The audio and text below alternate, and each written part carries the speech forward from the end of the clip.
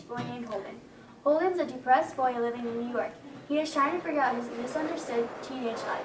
Holden is depressed, lonely, judgmental, and unstable while living his teenage years. During the story, we meet his love interests like Jane and old Sally. We also meet all his old roommates from the dorms, like Stradler.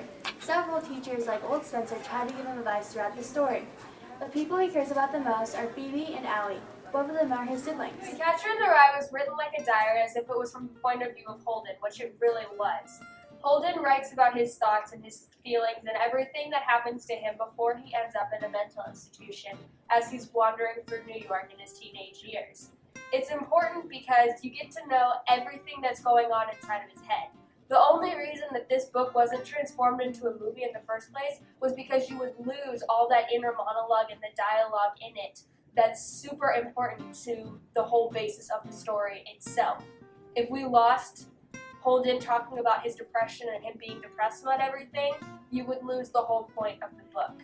And it explains why he's in a mental institution in the first place. And I feel like the book in itself was written so J.D. Salinger could get his own feelings out without actually spilling his guts to everybody. In a way, Holden is the exact same as J.D. Salinger. J.D. Salinger was the author of the book, and he was also, in many ways, the same.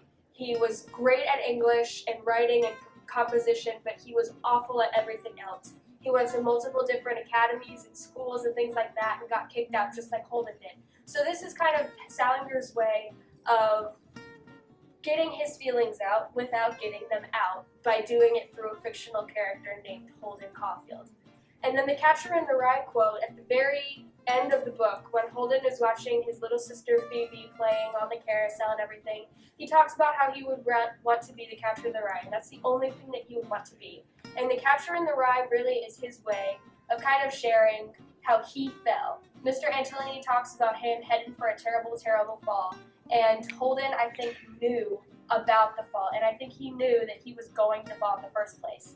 And the whole reason why he wants to be the Catcher in the Rye was so that he could prevent other kids from going off the terrible, terrible fall that he did. And he ended up doing that by creating the book in the first place so other kids can read it and realize what they did with their own lives that messed it up as well.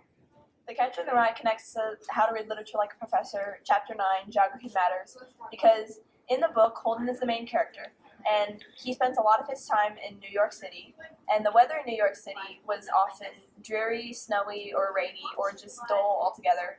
Not the greatest weather in the world, and this reflected Holden's personality because he was oftentimes really depressed and sad. So the rainy, dreary weather reflects his depressed personality. And in How to Read Literature Like a Professor, Thomas Foster talks about how the weather can be a setting for the book, but also a character. So the two visual metaphors that we chose that pertain to our book happen to do with the mood of the book and with Holden himself as a character. We said the mood of the book was kind of like a cloudy day because everything in it is pretty much depressing, and Holden expresses that he's depressed about everything that happens in the book, and it's very seesaw-ish where there's one good thing that happens, but then something terrible happens, and it just makes the whole book go awful and really sad. So we drew this to make it look like there were clouds floating on the page of a book and to make it a little bit more interesting. And then Holden himself is kind of like a mudslide just because he's very slow and sluggish, and he's kind of just going through life like as much as he can, as best as he can. We made 3 nonfiction connections. One of those connections is the actual poem Coming Through the Rye, right, by Robert Burns. In the book, Phoebe, Holden's younger sister, asked him what he wants in life, and he says, "If a body catch a body." That line is actually in the poem itself, and it can relate to the story because that's what he wants, and he wants happiness. The second nonfiction connection that we chose was an article that we found online. Or not an article, it was the rules of an all-boys school that was similar to Pensy.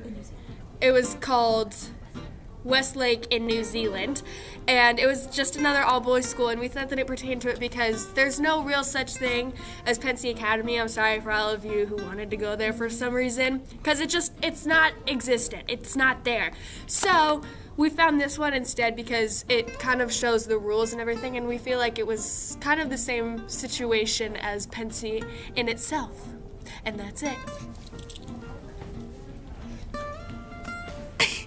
The last nonfiction connection we made was to an article that tells teens that helps teens with ways to deal with depression, and this related to the book obviously because through a lot of the book Holden was really kind of depressed and sad. So the article also talks about some symptoms of depression, and a lot of those include using alcohol and drugs and not really liking anything and feeling irritable all the time, and those were some things that Holden did feel. He was always going to bars, and it was really easy for him to get frustrated about things. This article can connect to the book, and if I were to put it in the book somewhere, I think I would put it while he was talking with Phoebe, because that's something she talked to him about.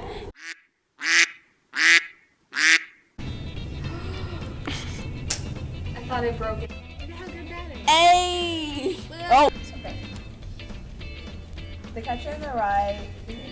Not The Catcher in the Rye. Hold it. Okay. It's a good thing.